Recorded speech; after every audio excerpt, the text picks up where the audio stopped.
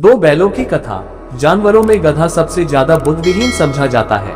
हम जब किसी आदमी को पल्ले दर्जे का बेवकूफ कहना चाहते हैं तो उसे गधा कहते हैं। गधा सचमुच बेवकूफ है या उसके सीधेपन, उसकी निरापद सहिष्णुता ने उसे यह पदवी दे दी है, इसका निश्चय नहीं किया जा सकता। गाय सींग मारती है, ब्याई हुई गाय तो अनायास ही सिंघनी का रूप धारण कर लेती है। कुत्ता भी बहुत गरीब जानवर है, लेकिन कभी कभी उसे भी क्रोध आ ही जाता है, किंतु गधे को कभी क्रोध करते नहीं सुना न देखा। जितना चाहे गरीब को मारो, चाहे जैसी खराब सड़ी हुई घास सामने डाल दो, उसके चेहरे पर कभी असंतोष की छाया भी न दिखाई देगी। वैशाख में चाहे एक आध बार कुलेल कर लेता हो, पर हमने तो उसे कभी खुश होते नहीं देखा। उसके चेहरे पर एक स्थायी विषाद स्थायी रूप से छाया रहता है। सुख दुख हानि लाभ किसी भी दशा में उसे बदलते नहीं देखा। ऋषियों मुनियों के जितने गुण हैं वे सभी उसमें पराकाष्ठा को पहुंच गए हैं, पर आदमी उसे बेवकूफ कहता है। सद्गुणों का इतना अनादर कहीं न देखा। काचित सीधापन संसार के लिए उपयुक्त नहीं है। देखिए न भारतवासियों की अफ्रीका में क्यों दुर्दशा हो रही है, क्यों अमेरिका में उन्हें घुसने नहीं दिया जाता। बेचारे शराब नहीं पीते, 4 पैसे कुछ समय के लिए बचा कर रखते हैं, जी तोड़कर काम करते हैं, किसी से लड़ाई झगड़ा नहीं करते, 4 बातें सुनकर गम खा जाते हैं, फिर भी बदनाम है। कहा जाता है वे जीवन के आदर्श को नीचा करते हैं। अगर वे भी ईंट का जवाब पत्थर से देना सीख जाते तो शायद सभ्य कहलाने लगते। जापान की मिसाल समाने है।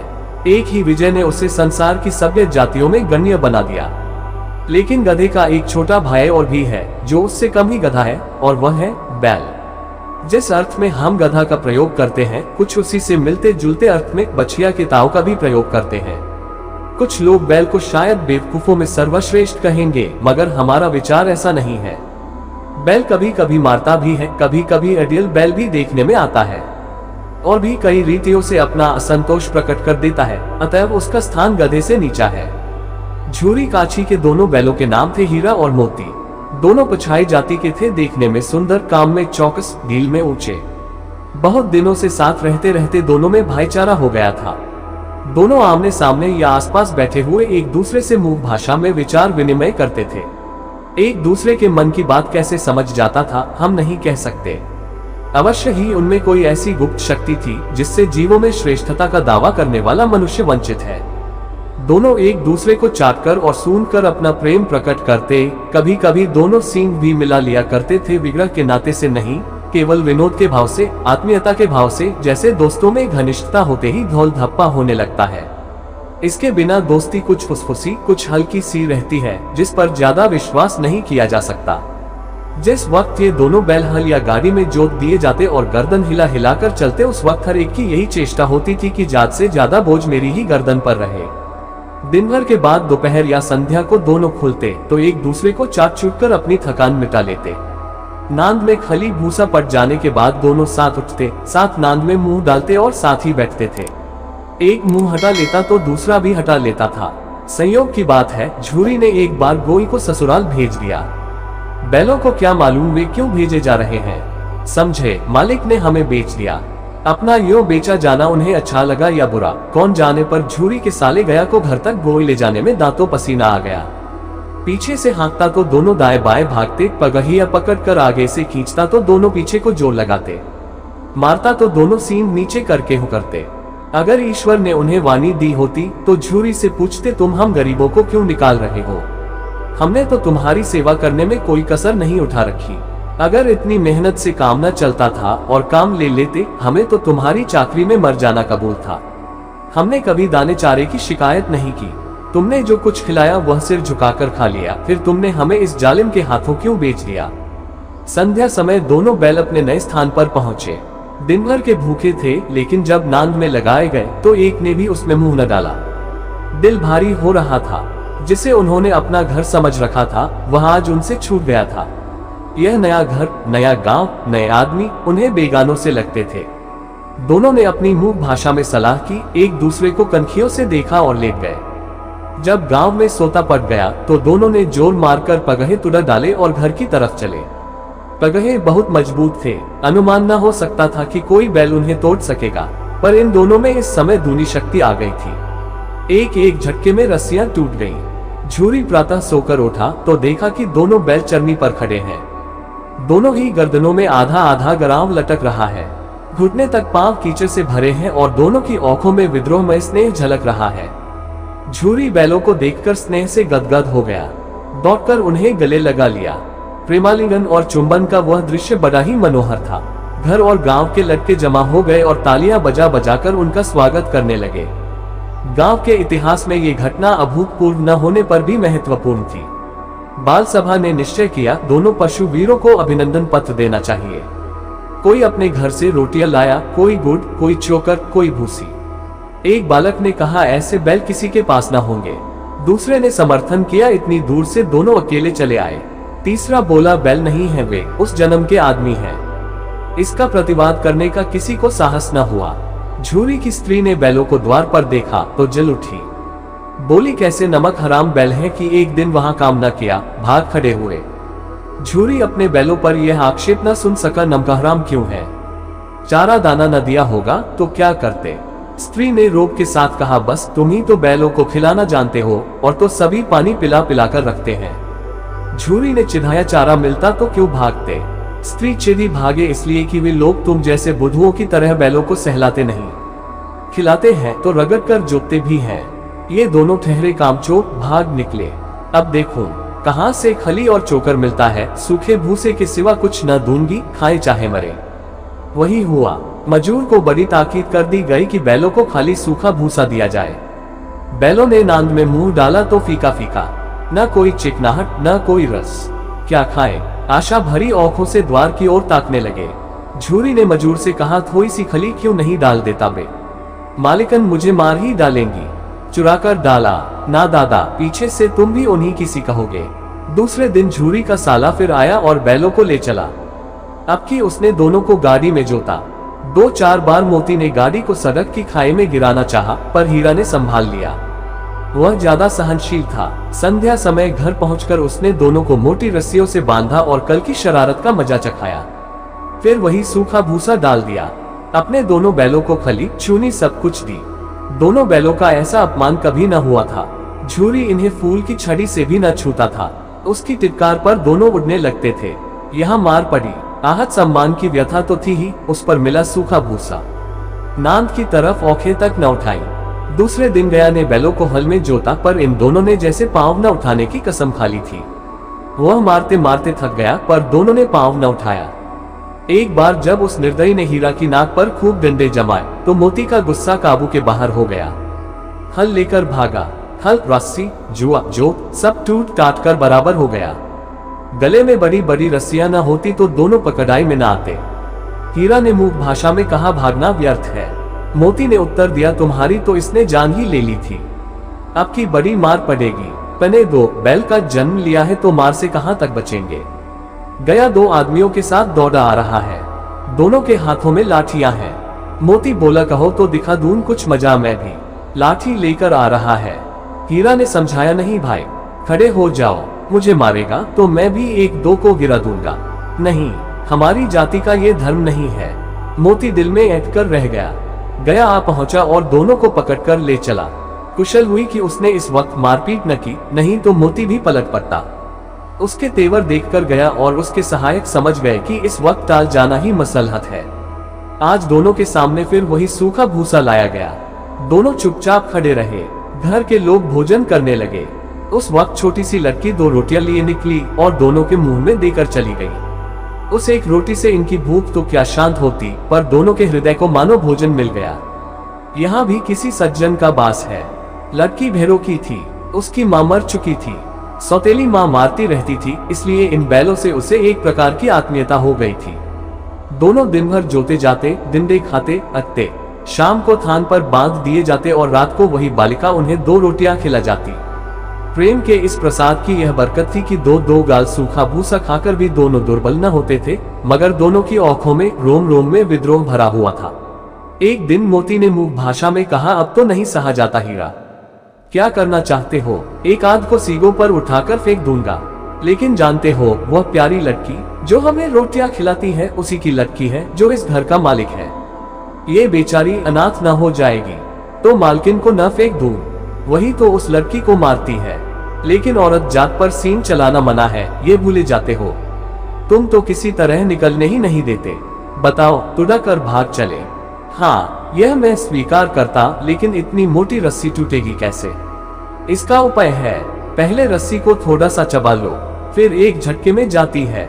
रात को जब बालिका रोटियां खिलाकर चली गई, दोनों रस्सियां चबाने लगे, पर मोटी रस्सी मुंह में न आती थी।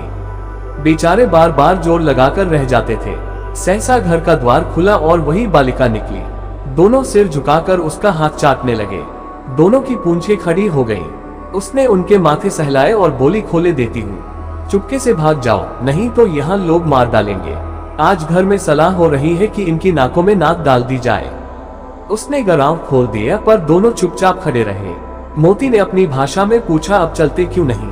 हीरा ने कहा, चले तो, लेकिन कल इस अनाथ पर आफत आएगी, सब इसी पर संदेह करेंगे। सहसा बालिका चिल्लाई, दोनों फूफा वाले बैल भागे जा रहे हैं। ओ दादा, दोनों बैल भागे जा रहे हैं, जल्दी दौड़ो। गया हड़बड़ा कर भीतर से निकला और बैलों को पकड़ने चला। वे दोनों भागे। गया ने पीछा किया और भी तेज हुए। गया ने शोर मचाया, फिर गांव के कुछ आदमियों को भी साथ लेने के लिए लौटा। दोनों मित्रों को भागने का मौका मिल गया। सीधे दौड़ते चले गए, यहाँ तक कि मार्ग का ज्ञान न रहा। जिस परिचित मार्ग से आए थे उसका यहाँ पता न था। नए नए गांव मिलने लगे। तब दोनों एक खेत के किनारे खड़े होकर सोचने लगे, अब क्या करना चाहिए। हीरा ने कहा, मालूम होता है राह भूल गए, तुम भी बेतहाशा भागे। वहीं उसे मार गिराना था। उसे मार गिराते तो दुनिया क्या कहती। वह अपना धर्म छोड़ दे, लेकिन हम अपना धर्म क्यों छोड़े। दोनों भूख से व्याकुल हो रहे थे। खेत में मटर खड़ी थी, चरने लगे। रह रहकर आहट ले लेते थे, कोई आता तो नहीं है। जब पेट भर गया, दोनों ने आजादी का अनुभव किया तो मस्त होकर उछलने कूदने लगे। पहले दोनों ने डकार ली, फिर सींग मिलाए और एक दूसरे को ठेलने लगे। मोती ने हीरा को कई कदम हटा दिया, यहाँ तक कि वह खाई में गिर गया। तब उसे भी क्रोध आया, संभल कर उठा और फिर मोती से भिड़ गया। मोती ने देखा खेल में झगड़ा हुआ चाहता है तो किनारे हट गया। अरे यह क्या, कोई सांड डोंकता चला आ रहा है। हाँ, सांड ही है। वह सामने आ पहुंचा। दोनों मित्र बगले झांक रहे हैं। सांड पूरा हाथी है। उससे भिड़ना जान से हाथ धोना है, लेकिन न भिड़ने पर भी जान बचती नहीं नजर आती। इन्हीं की तरफ आ भी रहा है। कितनी भयंकर सूरत है। मोती ने मूक भाषा में कहा, बुरे फंसे, जान बचेगी, कोई उपाय सोचो। हीरा ने चिंतित स्वर में कहा, अपने घमंड से फूला हुआ है। आरजू विनती न सुनेगा, भाग क्यों न चले। भागना कायरता है तो फिर यही मरो। बंदा तो 9-2-11 होता है, और जो दौड़ाए तो फिर कोई उपाय सोचो जल्द। उपाय यही है कि उस पर दोनों जने एक साथ चोट करें। मैं आगे से रगेदता हूँ, तुम पीछे से रगे दो। दोहरी मार पड़ेगी तो भाग खड़ा होगा। मेरी ओर झपटे, तुम बगल से उसके पेट में सींग घुसेड़ देना। जान जोखिम है, पर दूसरा उपाय नहीं है। दोनों मित्र जान हथेलियों पर लेकर लपके। सांड को भी संगठित शत्रुओं से लड़ने का तजर्बा न था। वह तो एक शत्रु से मल्लयुद्ध करने का आदी था। ज्यों ही हीरा पर झपटा, मोती ने पीछे से दौड़ाया। सांड उसकी तरफ मुड़ा तो हीरा ने रगेदा। सांड चाहता था कि एक एक करके दोनों को गिरा ले, पर ये दोनों भी उस्ताद थे, उसे वह अवसर न देते थे। एक बार सांड झल्ला कर हीरा का अंत कर देने के लिए चला कि मोती ने बगल से आकर पेट में सींग भोंक दी। सांड क्रोध में आकर पीछे फिरा तो हीरा ने दूसरे पहलू में सींग भोंक दिया। आखिर बेचारा जख्मी होकर भागा और दोनों मित्रों ने दूर तक उसका पीछा किया, यहाँ तक कि सांड बेदम होकर गिर पड़ा। तब दोनों ने उसे छोड़ दिया। दोनों मित्र विजय के नशे में झूमते चले जाते थे। मोती ने अपनी सांकेतिक भाषा में कहा, मेरा तो जी चाहता था कि बच्चा को मार ही डालूं। हीरा ने तिरस्कार किया, गिरे हुए बैरी पर सींग न चलाना चाहिए, ये सब ढोंग है। बैरी को ऐसा मारना चाहिए कि फिर न उठे। अब घर कैसे पहुंचेंगे वह सोचो, पहले कुछ खा ले तो सोचें। सामने मटर का खेत था ही। मोती उसमें घुस गया। हीरा मान करता रहा, पर उसने एक न सुनी। अभी 2-4 ग्रास खाए थे कि 2 आदमी लाठियां लिए दौड़ पड़े और दोनों मित्रों को घेर लिया। हीरा तो मेट पर था, निकल गया। मोती सींचे हुए खेत में था, उसके खुर कीचड़ में धंसने लगे। न भाग सका, पकड़ लिया। हीरा ने देखा संगी संकट में है तो लौट पड़ा। फंसेंगे तो दोनों फंसेंगे। रखवालों ने उसे भी पकड़ लिया। प्रातःकाल दोनों मित्र कांजी हाउस में बंद कर दिए गए। दोनों मित्रों को जीवन में पहली बार ऐसा साबिका पड़ा कि सारा दिन बीत गया और खाने को एक तिनका भी न मिला। समझ ही में न आता था ये कैसा स्वामी है। इससे तो गया फिर भी अच्छा था। यहाँ कई भैंसे थीं, कई बकरियां, कई घोड़े, कई गधे, पर किसी के सामने चारा न था। सब जमीन पर मुर्दों की तरह पड़े थे। कई तो इतने कमजोर हो गए थे कि खड़े भी नहीं हो सकते थे। सारा दिन दोनों मित्र फाटक की ओर टकटकी लगाए ताकते रहे, पर कोई चारा लेकर आता न दिखाई दिया।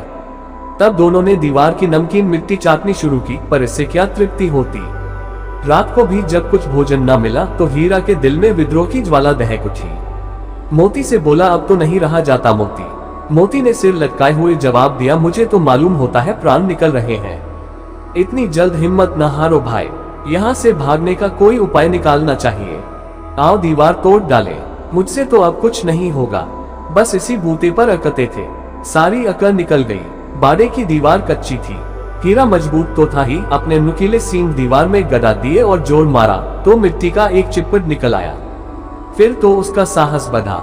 इसने दौड़ दौड़कर दीवार पर चोटे की और हर चोट में थोड़ी थोड़ी मिट्टी गिराने लगा। उसी समय कांजी हाउस का चौकीदार लालटेन लेकर जानवरों की हाजिरी लेने निकला। हीरा का उजापन देखकर उसने उसे कई डंडे रसीद किए और मोटी सी रस्सी से बांध दिया। मोती ने पड़े पड़े कहा, आखिर मार खाए क्या मिला? अपने बूते भर जोर तो मार दिया। ऐसा जोर मारना किस काम का कि और बंधन में पड़ गए। जोर तो मारता ही जाऊंगा, चाहे कितने ही बंधन पकते जाएं। जान से हाथ धोना पड़ेगा, कुछ परवाह नहीं, यो भी मरना ही है। सोचो, दीवार खुद जाती तो कितनी जानें बच जाती। इतने भाई यहाँ बंद हैं, किसी के देह में जान नहीं है। 2-4 दिन और यही हाल रहा तो सब मर जाएंगे। हाँ, ये बात तो है। अच्छा तो ला, फिर मैं भी जोर लगाता हूँ। मोती ने भी दीवार में उसी जगह सींग मारा। थोड़ी सी मिट्टी गिरी तो हिम्मत और बढ़ी। फिर तो वह दीवार में सींग लगाकर इस तरह जोर करने लगा मानो किसी प्रतिद्वंद्वी से लड़ रहा है। आखिर कोई 2 घंटे की जोर आजमाई के बाद दीवार ऊपर से लगभग एक हाथ गिर गई। उसने दूनी शक्ति से दूसरा धक्का मारा तो आधी दीवार गिर पड़ी। दीवार का गिरना था कि अधमरे से पड़े हुए सभी जानवर चेत उठे। तीनों घोड़ियां सरपट भाग निकली, फिर बकरियां निकली, इसके बाद भैंसें भी खिसक गईं, पर गधे अभी तक ज्यों के त्यों खड़े थे। हीरा ने पूछा, तुम दोनों क्यों नहीं भाग जाते? एक गधे ने कहा, जो कहीं फिर पकड़ लिए जाए तो क्या हरज है, अभी तो भागने का अवसर है। हमें तो डर लगता है, हम यहीं पड़े रहेंगे। आधी रात से ऊपर जा चुकी थी। दोनों गधे अभी तक खड़े सोच रहे थे कि भागे या न भागे। मोती अपने मित्र की रस्सी तोड़ने में लगा हुआ था। जब वह हार गया तो हीरा ने कहा, तुम जाओ, मुझे यहीं पड़ा रहने दो, शायद कहीं भेंट हो जाए। मोती ने आंखों में आंसू लाकर कहा, तुम मुझे इतना स्वार्थी समझते हो हीरा? हम और तुम इतने दिनों एक साथ रहे हैं, आज तुम विपत्ति में पड़ गए तो मैं तुम्हें छोड़कर अलग हो जाऊं। हीरा ने कहा, बहुत मार पड़ेगी, लोग समझ जाएंगे ये तुम्हारी शरारत है। मोती गर्व से बोला, जिस अपराध के लिए तुम्हारे गले में बंधन पड़ा उसके लिए अगर मुझ पर मार पड़े तो क्या चिंता।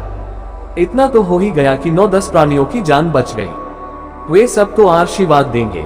ये कहते हुए मोती ने दोनों गधों को सींगों से मार मारकर बाड़े के बाहर निकाला और तब अपने बंधु के पास आकर सो रहा। भोर होते ही मुंशी और चौकीदार तथा अन्य कर्मचारियों में कैसी खलबली मची, इसके लिखने की जरूरत नहीं। बस इतना ही काफी है कि मोती की खूब मरम्मत हुई और उसे भी मोटी रस्सी से बांध दिया। 1 सप्ताह तक दोनों मित्र बंधे पड़े रहे। किसी ने चारे का एक तृण भी न डाला। हाँ, एक बार पानी दिखा दिया जाता था, यही उनका आधार था। दोनों इतने दुर्बल हो गए थे कि उठा तक न जाता, ठठरियां निकल आई थी। एक दिन बाड़े के सामने डुबकी बजने लगी और दोपहर होते होते वहां 50-60 आदमी जमा हो गए। तब दोनों मित्र निकाले गए और उनकी देखभाल होने लगी। लोग आकर उनकी सूरत देखते और मन फीका करके चले जाते। ऐसे मृतक बैलों का कौन खरीदार होता। सहसा एक दधियल आदमी, जिसकी आंखें लाल थीं और मुद्रा अत्यंत कठोर, आया और दोनों मित्रों के कुल्हों में उंगली गोदकर मुंशी जी से बातें करने लगा। उसका चेहरा देखकर अंतर्ज्ञान से दोनों मित्रों के दिल कांप उठे। वह कौन है और उन्हें क्यों टटोल रहा है, इस विषय में उन्हें कोई संदेह न हुआ। दोनों ने एक दूसरे को भीत नेत्रों से देखा और सिर झुका लिया। हीरा ने कहा, गया के घर से नाहक भागे, अब जान ना बचेगी। मोती ने अश्रद्धा के भाव से उत्तर दिया, कहते हैं भगवान सबके ऊपर दया करते हैं, उन्हें हमारे ऊपर क्यों दया नहीं आती। भगवान के लिए हमारा मरना जीना दोनों बराबर है। चलो अच्छा ही है, कुछ दिन उसके पास तो रहेंगे। एक बार भगवान ने उस लड़की के रूप में हमें बचाया था, क्या अब ना बचाएंगे? यह आदमी छुरी चलाएगा, देख लेना। तो क्या चिंता है, मांस, खाल, सींग, हड्डी सब किसी न किसी काम आ जाएगी। नीलाम हो जाने के बाद दोनों मित्र उस दधियल के साथ चले। दोनों की बोटी बोटी कांप रही थी। बेचारे पांव तक न उठा सकते थे, पर भय के मारे गिरते पत्ते भागे जाते थे, क्योंकि वह जरा भी चाल धीमी हो जाने पर जोर से डंडा जमा देता था। राह में गाय बैलों का रेवड़ हरे हरे हार में चरता नजर आया। सभी जानवर प्रसन्न थे, चिकने चपल, कोई उछलता था, कोई आनंद से बैठा पागुर करता था। कितना सुखी जीवन था इनका, पर कितने स्वार्थी हैं सब। किसी को चिंता नहीं कि उनके दो भाई बधिक के हाथ पड़े कैसे दुखी हैं। सहसा दोनों को ऐसा मालूम हुआ कि यह परिचित राह है। हाँ, इसी रास्ते से गया उन्हें ले गया था। वही खेत, वही बाग, वही गांव मिलने लगे। प्रतिक्षण उनकी चाल तेज होने लगी। सारी थकान, सारी दुर्बलता गायब हो गई। आह, ये लो, अपना ही हार आ गया। इसी कुएं पर हम पुर चलाने आया करते थे, यही कुआं है। मोती ने कहा, हमारा घर नगीच आ गया। हीरा बोला, भगवान की दया है, मैं तो अब घर भागता हूँ। ये जाने देगा, इसे मार गिरता हूँ। नहीं नहीं, दौड़कर थान पर चलो, वहां से हम आगे न जाएंगे। दोनों उन्मत्त होकर बछड़ों की भांति कुलेले करते हुए घर की ओर दौड़े। वह हमारा थान है। दोनों दौड़कर अपने थान पर आए और खड़े हो गए। दधियल भी पीछे पीछे दौड़ा चला आता था। झूरी द्वार पर बैठा धूप खा रहा था। बैलों को देखते ही दौड़ा और उन्हें बारी बारी से गले लगाने लगा। मित्रों की आंखों में आनंद के आंसू बहने लगे। एक झूरी का हाथ चाट रहा था। दधियल ने जाकर बैलों की रस्सियां पकड़ ली। झूरी ने कहा, मेरे बैल हैं। तुम्हारे बैल कैसे? मैं मवेशी खाने से नीलाम लिए आता हूँ। मैं तो समझता हूँ चुराए लिए आते हो। चुपके से चले जाओ, मेरे बैल हैं। मैं बेचूंगा तो बिकेंगे। किसी को मेरे बैल नीलाम करने का क्या अख्तियार है? जाकर थाने में रपट कर दूंगा। मेरे बैल हैं, इसका सबूत यह है कि मेरे द्वार पर खड़े हैं। दधियल झल्लाकर बैलों को जबरदस्ती पकड़ ले जाने के लिए बढ़ा। उसी वक्त मोती ने सींग चलाया। दधियल पीछे हटा। मोती ने पीछा किया। दधियल भागा। मोती पीछे दौड़ा। गांव के बाहर निकल जाने पर वह रुका, पर खड़ा दधियल का रास्ता देख रहा था। दधियल दूर खड़ा धमकियां दे रहा था, गालियां निकाल रहा था, पत्थर फेंक रहा था, और मोती बिजली शूर की भांति उसका रास्ता रोके खड़ा था। गांव के लोग ये तमाशा देखते थे और हंसते थे। जब दधियल हार कर चला गया तो मोती अकड़ता हुआ लौटा। हीरा ने कहा, मैं डर रहा था कि कहीं तुम गुस्से में आकर मार न बैठो। अगर वह मुझे पकड़ता तो मैं बेमारे न छोड़ता। अब ना आएगा, आएगा तो दूर ही से खबर लूंगा। देखो कैसे ले जाता है। जो गोली मरवा दे, मर जाऊंगा, पर उसके काम तो ना आऊंगा। हमारी जान को कोई जान नहीं समझता, इसलिए कि हम इतने सीधे हैं। जरा देर में नांदों में खली, भूसा, चोकर और दाना भर दिया गया और दोनों मित्र खाने लगे। झूरी खड़ा दोनों को सहला रहा था और 20 लड़के तमाशा देख रहे थे। सारे गांव में उत्साह सा मालूम होता था। उसी समय मालकिन ने आकर दोनों के माथे चूम लिए।